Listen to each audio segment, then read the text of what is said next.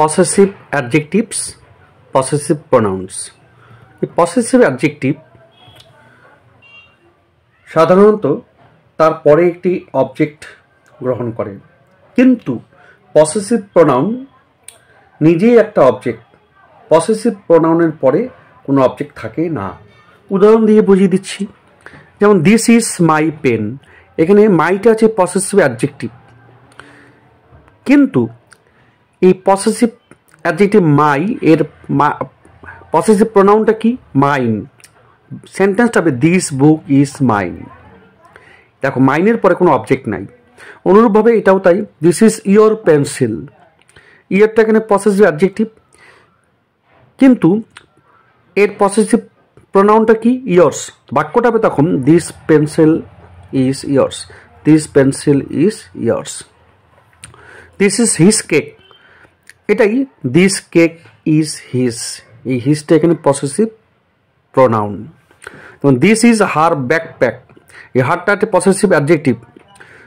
এটাই যদি possessive pronoun হয় তাহলে কী হবে সেন্টেন্সটা? যেটা হবে this backpack is hers. This is our class, in আওয়ারটা এখানে পসেসিভ অ্যাডজেক্টিভ, এর পসেসিভ প্রোনাউনটা কি? আওয়ার্স। তার সেন্টেন্সটা হবে this class is ours. This is their gum, this is their gum, এটা তাদের গাম। তাহলে কিনা হবে দিস গাম ইজ দেয়ার্স, এটা তাদের গাম, তাদের গাম। দেয়ারটা হচ্ছে পসেসিভ অ্যাডজেক্টিভ, আর পসেসিভ প্রোনাউনটা হচ্ছে দেয়ার্স।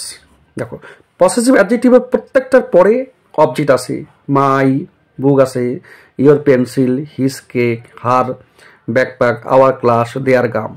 কিন্তু পসেসিভ প্রোনাউনের পরে কোনো অবজেক্ট নাই, যেমন mine, yours, his, hers, ours, theirs. এই হচ্ছে পসেসিভ অ্যাডজেক্টিভ আর পসেসিভ প্রোনাউনের মধ্যে পার্থক্য। মনে রাখতে হবে যে পসেসিভ অ্যাডজেক্টিভ এর পরে একটা করে অবজেক্ট থাকে, কিন্তু পসেসিভ প্রোনাউনের পরে অবজেক্ট থাকে না।